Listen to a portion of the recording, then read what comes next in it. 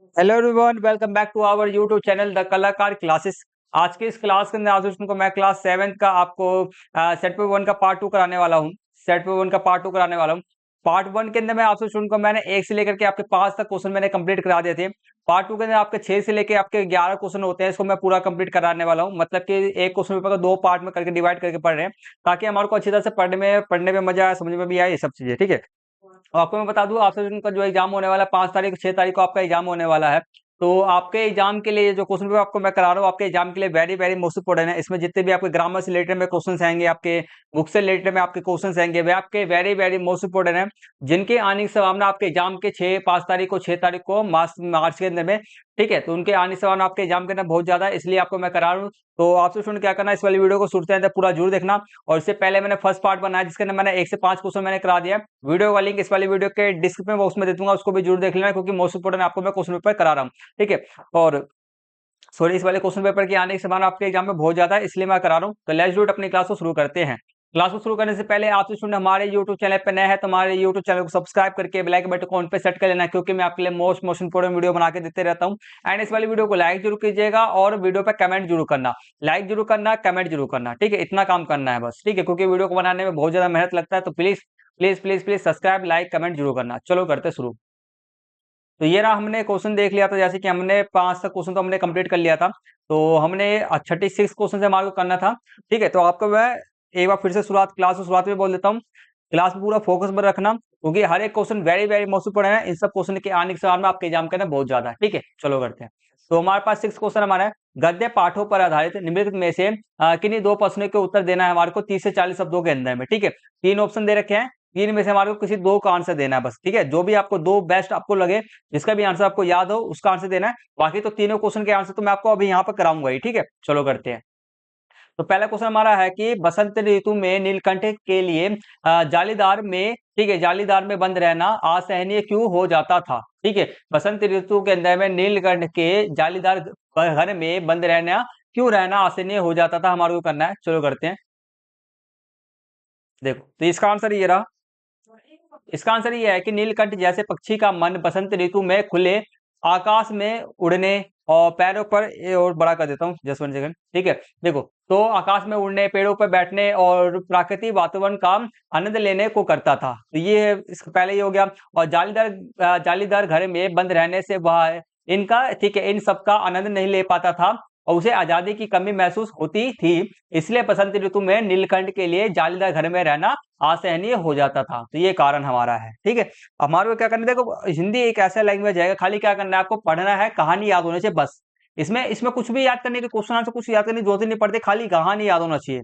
ठीक है। तो बसंत का मौसम क्या है, इस वाले क्वेश्चन में क्या है, बसंत का मौसम बहुत अच्छा था। ठीक है, उसके कारण उसको जालीदार घर के अंदर उसको मन नहीं लगा करता था, ये तो लिखना है बस। ठीक है, आगे बढ़ते हैं। नेक्स्ट क्वेश्चन हमारा, मेरी माँ ने मुझे अपनी प्रसिद्धि को विनम्रता से संभालने की सीख दी है। ठीक है। धनराज पिल्ले की इस बात का क्या अर्थ है। ठीक है, अपनी क्या प्रसिद्धि को विनम्रता से संभालने की सीख दी है। ठीक है, इसका मतलब क्या है वो हमारे को बताना है। चलो करते हैं। ये रहा। इस बात का अर्थ है कि व्यक्ति को चाहे कितनी भी प्रसिद्धि मिल जाए, उसे कभी घमंड नहीं करना चाहिए और हमेशा विनम्र रहना चाहिए। ठीक है, धरनाज पिल्ले की मां ने उन्हें सिखाया कि सफलता को सिर पर नहीं चढ़ने देना चाहिए, बल्कि उसे गरिमा और विनम्रता के साथ संभाले रखना चाहिए। ठीक है, तो भाई कभी भी घमंड मत करो। ठीक है, सीधी सी बात है। और प्रसिद्धि को होगा फेमस, ठीक है, अच्छी बात है, बट घमंड नहीं करना चाहिए। ठीक है, इस क्वेश्चन में ये कहा जा रहा है। आगे बढ़ते हैं। नेक्स्ट क्वेश्चन हमारा आएगा, वीर कुंवर सिंह पाठ के किन प्रसंगों से पर आपको पता चलता है कि कुंवर सिंह साहसी और उदार और स्वाभिमानी व्यक्ति थे। ठीक है, चलो करते हैं। तो ये रहा, हम यहाँ लिखेंगे वीर कुंवर सिंह के साहस का पता तब चलता है जब उन्होंने 80 की उम्र में भी अंग्रेजों के, ठीक है, तो साहस का पता चल चलता है अंग्रेजों के खिलाफ युद्ध किया। ये पहला हो गया। आगे करते हैं, उनकी उदारता तब दिखी जब उन्होंने अपनी सेना में सभी जातियों और धर्मों के लोगों को समान रूप से शामिल किया। उदारता का यहाँ से मिलता है। आप कहते हैं उनका स्वाभिमान जब तब प्रकट हुआ जब गंगा पार करते समय हाथ में गोली लगने पर उन्होंने अपना हाथ काटकर गंगा मैया को अर्पित कर दिया। तो ये स्वाभिमानी हो गए। तो ये हमारे इन इन चीजों से हमारे को वह उनका साहसी, उदार और स्वाभिमानी व्यक्ति थे, इस सब का पता चलता है। ठीक। आगे बढ़ते हैं, हमारे सामने में नेक्स्ट क्वेश्चन हमारा स्टार्ट हो जाता है 7 वाला। निम्नलिखित पद्यांशों को पढ़िए और पूछे गए प्रश्न के उत्तर देना है हमारे को। तो मैंने आपको कभी भी बोला, आपका पैसेज टाइम में कभी भी क्वेश्चन आ जाए तो सबसे पहले हमारे को क्या करना पड़ता है, क्वेश्चन को रीड करना है। तो क्वेश्चन को रीड करते हैं, सावन के महीने की क्या विशेषता है। दूसरा क्वेश्चन हमारा, पद्यांश के अनुसार प्रभु के आने की सूचना सुनकर मीरा के मन में क्या क्या भाव उत्पन्न होते हैं। तीसरा हमारा, पद्यांश के अनुसार सावन में किसके चमकने की बात की गई है। फोर्थ हमारा, आनंद मंगल गावन की गावन की का गावन की का क्या आशय है। ठीक, तो ये सब हमारे को बताना इस क्वेश्चन के अंदर में। चलो अब हम पैसेज को पढ़ते हैं। ठीक है, मतलब ये कविता ये, वर्षे बदीरा सावन की मन भावन की। ठीक है, सावन में उमंगो मेरो मनवा। ठीक है, सावन में उमंगयो, ठीक है, उमंगयो मेरो मनवा। भनक सुनी हरि आवन की, भनक सुनी हरि आवन की, हरि मतलब कृष्ण जी। ठीक है, उमड़ घुमड़ चहुदिस से, उमड़ घुमड़ चहुदिस से आया। दमीन दमीन दम के जर लावन की, नन्ही नन्ही बूंद मेघ, नन्ही नन्ही में छोटी छोटी बूंद। ठीक है, मेह बरसे, मेह में से बारिश बरसे। शीतल पावन सुहावन की, शीतल पावन मतलब की जो हवाएं एकदम से ठंडी ठंडी है। और मीरा के प्रभु गिरधर, ठीक है, गिरधर नागर, मीरा के प्रभु गिरधर नागर आनंद मंगल गावन की। ठीक है, तो ये कविता हमारे पास में है। ठीक है, तो इसके अंदर में अभी ये क्या है, इसका अर्थ क्या है, क्या नहीं, इसको मैं डिटेल में समझाता हूँ। देखो इसका अर्थ है,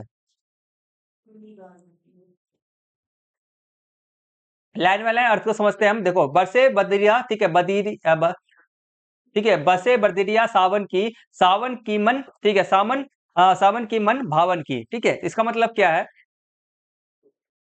सॉरी, हमारा अर्थ है सावन के महीने में बादलों की झड़ी लग गई है। ठीक है, मतलब कि यहाँ पर बरसे बदरिया सावन की। ठीक है, तो सावन के महीने में बादलों की झड़ी लग गई है और जो मन को बहुत भा रही है, अर्थात बहुत सुखद लग रही है। ठीक है, और सावन की मन भावन की मतलब कि जो हमारे मन क्या हो रहा है, एकदम मगन, बहुत सुखद लग रहा है, मन को बहुत भा रही है, बहुत को मतलब बहुत ज्यादा पसंद आ रही है मन को, ये हो गया। आएगा तो सावन में उमंगयो मेरो मनवा, भनक सुनी हरि आवन की। तो इसका मतलब है, अर्थ है, सावन के बरसते बादलों को देखकर मेरा मन खुशी से झूम उठा।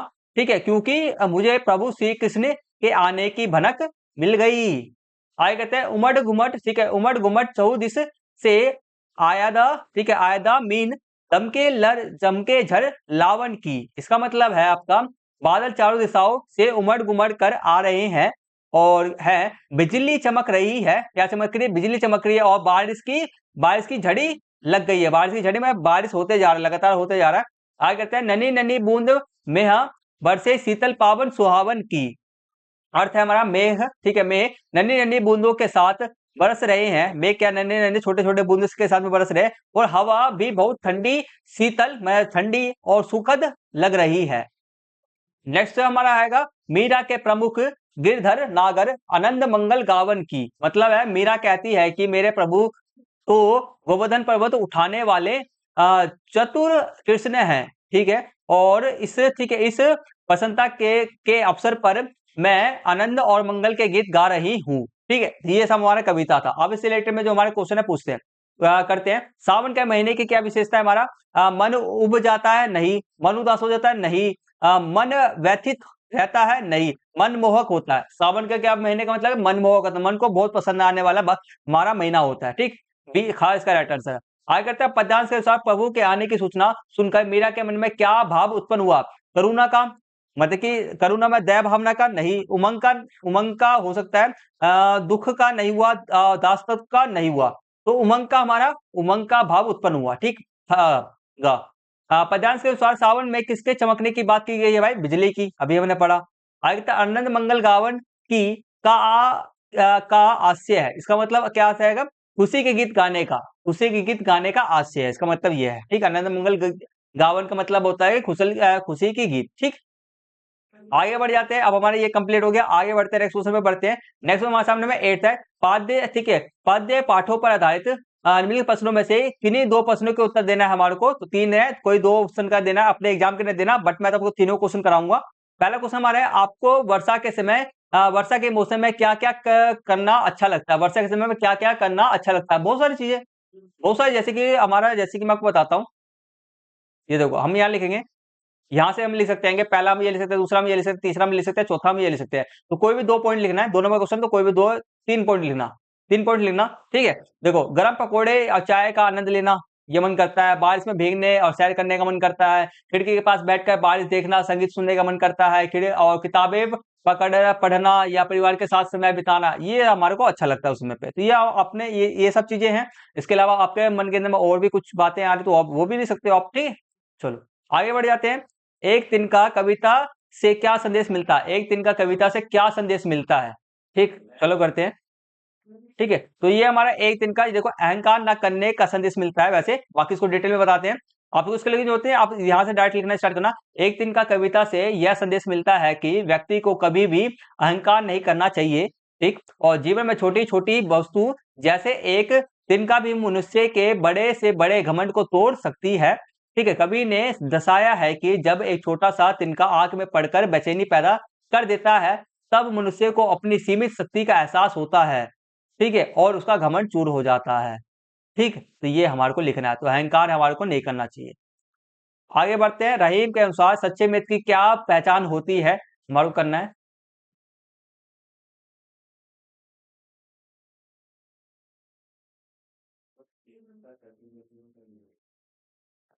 ठीक है, नेक्स्ट हमारा रहीम के दोहे के अनुसार, ठीक है, रहीम के दोहे के अनुसार सच्चे मित्र की पहचान क्या होती है? सच्चे मित्र की पहचान क्या होती है? होती है कि वह मित्र की विपत्ति या बुरी समय में उसका साथ कभी नहीं छोड़ता, ठीक है। जो मित्र केवल अच्छे समय में रहते हैं, अच्छे समय में साथ रहते हैं और दुख आने पर छोड़ देते हैं, वह सच्चे मित्र नहीं होते हैं, ठीक है। सच्चा मित्र वही होता है हर हाल में विशेषकर संकट के समय में अपने मित्र का साथ निभाता है, ठीक है। तो ये सब हमारा इसके सच्चे मित्र की विशेषता होता है, ठीक है। यहाँ से यहाँ तक हमारे को लिखना है। आगे बढ़ जाते हैं। 9 क्वेश्चन हमारे सामने, पद्य पठो पर आधारित आधारित निम्नलिखित प्रश्नों में से किन्हीं 2 प्रश्नों के उत्तर हमारे को 30 से 40 शब्दों में देना है। 2 प्रश्न है, वही है, सेम है, ठीक है। तो करते हैं। 30 से 40 शब्द है यहाँ पर पीछे में कितने थे हमारे, एक सेकंड रुक जाना। 30 से 40 वही 2 नंबर वाला क्वेश्चन है, सेम ही है, ठीक है, सेम क्वेश्चन है। देखो, आंख में तिनका पड़ने के बाद घमंडी की क्या दशा हुई? कोई 3 बिंदु हमारे को लिखना है। घमंडी के मतलब कि उसको क्या क्या दशा, मतलब क्या क्या परिवर्तन हुआ उसके अंदर में, ठीक है। तो पहला हम लिख देते हैं, या लिखेंगे हम हम यहाँ से यहाँ तक लिखेंगे बस, ठीक है, इसको मत लिखना। घमंडी की आंख में तिनका पड़ने के बाद उसकी दशा खराब हो गई, उसे बेचैनी हुई और आंख लाल हो गई और वह दर्द से परेशान होकर आंख रगड़ने लगा। ये सब हमारे को लिखना है, ठीक। आगे करते हैं। नेक्स्ट क्वेश्चन हमारा है, पक्षी आजाद रहकर अपनी कौन सी इच्छाएं पूरी करना चाहते हैं? कोई 3 इच्छाएं लिखिए, ठीक। चलो,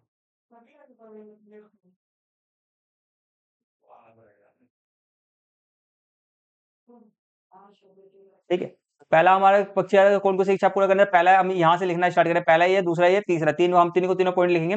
वह खुले आकाश में उड़ना चाहते हैं, ठीक है। वह नदियों का बहता हुआ जल पीना चाहते हैं। वह पेड़ की कड़वी निबोरी फल खाना चाहते हैं। ये 3 प्रक्रिया ये करना चाहते हैं, 3 चीज। नेक्स्ट क्वेश्चन हमारा आएगा, शाम एक किसान पाठ में प्रकृति की किन किन छटाओं का वर्णन किया गया है? अपने शब्दों में लिखे। छटाओं मतलब कि किन किन बातों का हमारे को, प्रकृति का किन किन बातों का हमारे को वर्णन किया गया है, हमारे को बताना है। करते हैं, ठीक है, ठीक है। तो इसमें पहला 1 2 2 तीसरा चौथा 3 हम लिखेंगे, 4 दे रखा हुआ है, 3 लिखेंगे। पहला, पहाड़ एक बैठे हुए किसान जैसे दिखता है, ठीक है। किन किन छटाओं मतलब कि प्राकृतिक के किन किन छटाओं का, प्रकृति के किन किन छटाओं मतलब कि जो भी हमारे, जैसे कि पहाड़ एक बैठे हुए किसान जैसे दिखता है, आकाश उसके सिर पर, ठीक है, आकाश उसके सिर पर बंदे साफे पगड़ी जैसा दिखता है। और डूबता सूरज मतलब कि जो हमारे जो प्रकृति का जो तुलना है, हमारा प्रकृति को तुलना मानव के साथ में किया गया है, तो वो हमारे को लिखना है, ठीक। तो डूबता सूरज जलती हुई चिलम जैसे दिखता है और पलाश के जंगल जलती अंगीठी जैसे दिखते हैं। तो ये हमारे कोई भी 4 में से कोई भी हमारे को 3 लिखना है। फिर से पढ़ते हैं, पहाड़ एक बैठी हुई किसान जैसा दिखता है, आकाश उसके सिर पर बंधे साफे मतलब पगड़ी जैसा, सॉरी पगड़ी जैसा दिखता है, डूबता सूरज जलती हुई चिलम जैसा दिखता है और पलाश के जंगल जलती अंगीठी जैसे दिखते हैं। ये लिखना है, ठीक। इतना आसान आसान क्वेश्चन है। ठीक है, नेक्स्ट हम खंड स्टार्ट करते हैं घ। ठीक है, यहाँ से हमारे रचना 2 ही क्वेश्चन बचे लास्ट। तो हमारे 10वां नंबर क्वेश्चन है, निम्नलिखित में से किसी एक विषय पर 80 से 100 शब्दों में आपको पत्र लिखना है। तो आपको मैं बता दूं, देखो आपको 2 तरह के पत्र होते हैं, एक तो औपचारिक पत्र होता है, प्रधानाचार्य वाला हो गया या तो संपादक हो गया। आपका दूसरा होता है आपका अनौपचारिक। अनौपचारिक में जैसे कि हमारे फैमिली वाले लोगों को पत्र लिखना। तो आपको मैं एक चीज सजेशन देना चाहता हूँ, आपको ये दोनों में से एक चीज को चूज करना है। दोनों में से एक चीज का मतलब क्या है, आप क्या करोगे, औपचारिक पत्र लिखो। क्या है औपचारिक पत्र, पता है क्या औपचारिक पत्र ना, आप 7th क्लास में हो, आपको 8th class, 9th class, 10th class, 11th class, 12th class, अगर आप 11th 12th में हिंदी लोगे तो आपके पास है ना, वहां तक ना आपको क्या करेगा ना, आपको बहुत आपको मदद करेगा। आपको ना उसी चारों क्लासों, इस सब क्लासों के अंदर ना संपादक को पत्र लिखना हो गया या प्रधानाचार्य को पत्र लिखना हो गया, वह आपका आता ही आता है। प्लस में ये जो विषय है ना, इसको मत करो। ये चीज ना आपको निजी जिंदगी के अंदर भी काम देगा ये चीज।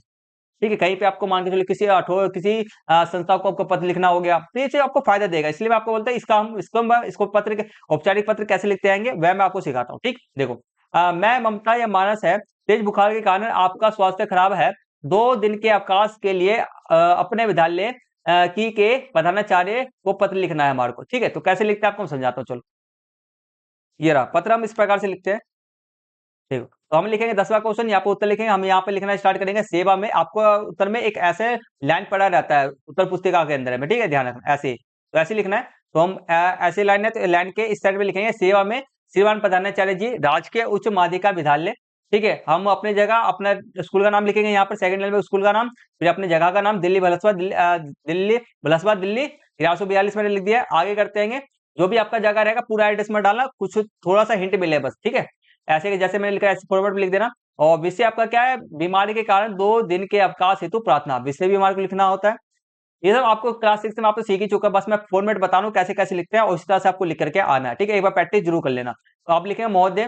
ठीक है, आप इसके नीचे से लिखना स्टार्ट करेंगे, ऐसे लिखना स्टार्ट कर। सभी ने निवेदन यह है कि मैं ममता या मानस आपके विद्यालय की कक्षा कैसे और हमारा अनुभाग जो है एक का छात्र हूँ। रात कल से मुझे तेज बुखार और गले में खराश है। डॉक्टर ने मुझे 2 दिन का तक आराम करने की सलाह दी है। इस कारण मैं 3 मार्च से 5 मार्च तक विद्यालय आने में असमर्थ हूँ।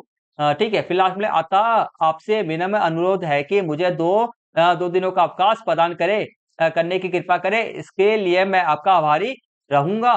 धन्यवाद। आप फिर इतना लिख कर खत्म करना है। आप धन्यवाद लिखना है, आपका आगे का शिष्य लिखना है, आपका कक्षा लिख देना है, सेक्शन लिख देना है, अनुभाग अपना नाम डालना। तो देखो उसके अंदर में आपका स्कूल लेवल का है, तो स्कूल लेवल में तो चलो लिख भी सकते हो, अपना रोल नंबर लिख दिया, कक्षा लिख दिया, दिनांक लिख दिया। दिनांक भी उसी दिन का लिखना और इसी फॉर्मेट में लिखना दिनांक। ठीक है, पहला डेट, फिर कोमा लगा देना मार्च और 2026, बीच में ये कोमा नहीं है, ध्यान कोमा नहीं लगाना। ठीक है, आपको ऐसे लिखना है, यहाँ पे कोमा लगा देना मार्च 2026। ठीक है, तो इस तरह से आपको पत्र लिखे जाते हैं, इसको लिखना सीख जाओ। ये आसान है, ये सबसे आसान है। तो बच्चे आप 4th 5वीं क्लास से लिखते हो आ रहे, आगे बढ़ते आएंगे। क्लास 11वां क्वेश्चन हमारे निम्नलिखित में से किसी एक विषय पर 80 से 100 शब्दों में अनुच्छेद लिखना है, मतलब कि निबंध लिखना है। मेरा प्रिय उत्सव हो गया, या वायु प्रदूषण हो गया, समय का सदुपयोग हो गया। तो वायु प्रदूषण में आप बहुत सारी चीजें लिख सकते हो। वायु प्रदूषण एक ऐसा टॉपिक है जिसके बारे में बहुत सारी चीजें हैं, जैसे कि वायु प्रदूषण कैसे होता है, कैसे होता हैगा। ठीक है, पहले तो बताओगे वायु प्रदूषण होता क्या है। ठीक है, वायु प्रदूषण होता क्या है, कैसे होता हैगा। ठीक है, और इसको मतलब कि इसके उपाय दूर करने के उपाय क्या आएंगे। ठीक है, और लास्ट में क्या लिख दो, सारांश लिख दो लास्ट में, सारांश लिख दोगे। बट दैट्स इट, इसमें बहुत सारे पॉइंट भी लिख दोगे आप, बहुत बना बना के लिखोगे। और जैसे कि इसमें वायु लिख दिया, वायु आपने वायु प्रदूषण की परिभाषा, वायु। ठीक है, वायु प्रदूषण के प्रकार, मतलब कि यही है, बस वायु प्रदूषण के बारे में लिखना है ना ऐसे, बस प्रकार इसमें नहीं आएगा। ठीक, तो ये सब हम लिख सकते हैं। तो बहुत सारी चीजें हैं, बाकी मैं आपको दिखाता हूँ कैसे लिखा जाता है। जैसे कि मैं वायु प्रदूषण के बारे में आपको लिखता हूँ। इसमें देखो मैंने जैसे कि एक पैराग्राफ में डायरेक्ट मैंने लिख करके दे दिया है आपको, बट इसमें आपको क्या करना है, जैसे मैंने टॉपिक बताया ना, पहले आपको वायु प्रदूषण क्या होता है, कैसे होता है ये वायु प्रदूषण। ठीक है, इसको कम करने के उपाय क्या है, फिर लास्ट में सारांश। इसको 4 टॉपिक के अंदर में आपको करके 20 शब्द इसके बारे में लिख दोगे, 20 शब्द इसके बारे में लिख दो, 20 शब्द इसके बारे में लिख दोगे, अब 20 शब्द इसके बारे में लिख दोगे, या 25-25 मान के चल लो, 25 शब्द इसमें, 25 शब्द इसमें, 25 शब्द इसमें और 25 शब्द इसमें। तो आपके लगभग आपको सीधे 100 शब्द के बीच में लेके जाना है। ठीक है, तो 20 इसके लिख दो, तो इस तरह से फॉर्मेट करके लिखना है। तो आपको मैंने जैसे कि कैसे लिख सकते हो आप, तो आप जैसे कि आइडिया ले सकते हो, बाकी फॉर्मेट जैसे मैंने ये फॉर्मेट बताया वैसे ही लिखना है आपको। ठीक है, तो बस आइडिया ले सकते हो इसके अंदर क्या है कैसे नहीं है। ठीक है, देखो जैसे मैं आपको बताऊं, वायु प्रदूषण आज की एक गंभीर समस्या है। यह तब होता है जब हानिकारक गैसें इसमें जैसे कैसे होता है, तो इसमें आप लिख सकते हो गैसें, धुआं और अन्य प्रदूषक हवा में मिल जाते हैं। कारखानों से निकलने वाला धुआं, जैसे कि अब वायु प्रदूषण कैसे होता है, कारखानों से निकलने वाला धुआं, वाहनों का प्रदूषण, पराली जलाना, ठीक है, पराली जलाना इसके प्रमुख मुख्य कारक है। वायु प्रदूषण से स्वास्थ्य पर बुरा प्रभाव पड़ता है। आप इसके अंदर में एक और पॉइंट आप लिख सकते हो, वायु प्रदूषण से एक हानि, वायु प्रदूषण के हानि। आप एक और पॉइंट लिख सकते हो, वायु प्रदूषण के हानि। एक और आप एक क्या कर सकते हो, अलग सा बिंदु बना करके, तो आप क्या करो, इस पे 20 लिख दो, इस पे 20 लिख दिया, इस पे 20 लिख दिया। भाई इसके बनाने में, वायु प्रदूषण को लिखने में बहुत सारे टॉपिक है, बहुत ज्यादा लिख सकते हो आप। मतलब कि इसमें बोले 100 शब्द बोले, आप 500 शब्द इसमें लिख दोगे, 500 शब्द, सोचे देखो, बहुत होता है, बहुत सारे टॉपिक है प्रदूषण के बारे में। उत्सव के बारे में, प्रिय प्रिय उत्सव के बारे में, होली हो गया, अभी होली आ रहेगा, दीपावली, अभी होली के बारे में बहुत सारी चीजें लिख सकते हैं, बना बना के बहुत सारा। हम टैलेंटेड बच्चे हैं, ठीक है। आगे करते हैं, जैसे सांस की बीमारी और आंखों में जलन, या परिवहन हो गया, जलवायु परिवर्तन को भी प्रभावित करता है। इस समस्या को कम करने के लिए हमें सॉब्जेक्ट परिवहन का उपयोग करना चाहिए, और उपाय हो गए ये सब, पेड़ लगाने चाहिए, प्रदूषण फैलाने वाले गतिविधि को रोकना चाहिए, स्वच्छ हवा हमारे जीवन के लिए महत्वपूर्ण है। ये सारांश के अंदर में ये चला जाएगा, तो ऐसे करके आप लिख सकते हो, ठीक है। आगे बाकी मेरा प्रिय उत्सव के बारे में आप ऐसे लिख सकते हो, ठीक है। तो ये आपका क्वेश्चन पेपर हमारा ने यहाँ पे कंप्लीट कर लिया। आशा करता हूँ हर एक क्वेश्चन बढ़िया तरीके से समझ में आ गया होगा। ये हमारा सेट पेपर संख्या क्या आएगा, ए कंप्लीट हो गया आएगा, ठीक है। तो मैंने इससे पहले आपको पार्ट 1 कराया था, पार्ट 1 के अंदर आपको 1 से 5 क्वेश्चन मैंने करा दिए थे। तो आपको वीडियो लिंक इस वाली वीडियो के डिस्क्रिप्शन बॉक्स में दे दूंगा, जरूर देख लेना, क्योंकि हर एक क्वेश्चन जो आपका मैंने ग्रामर से रिलेटेड में जो मैंने क्वेश्चन कराए हैं, पैसेज का है कैसे होता है कि पैसेज के आप बटे में से बटे मार्क्स कैसे लेके आओ, तो मैंने बताया आएगा। तो उसको वीडियो इंपॉर्टेंट है, जरूर देख लेना। वीडियो लिंक इस वाली वीडियो के डिस्क्रिप्शन बॉक्स में दे दूंगा। और इस वाली वीडियो को बनाने में बहुत ज्यादा मेहनत लगा है, प्लीज प्लीज प्लीज इस वाली वीडियो को ज्यादा से ज्यादा लाइक करना, कमेंट जरूर करना, प्लीज कमेंट जरूर करना।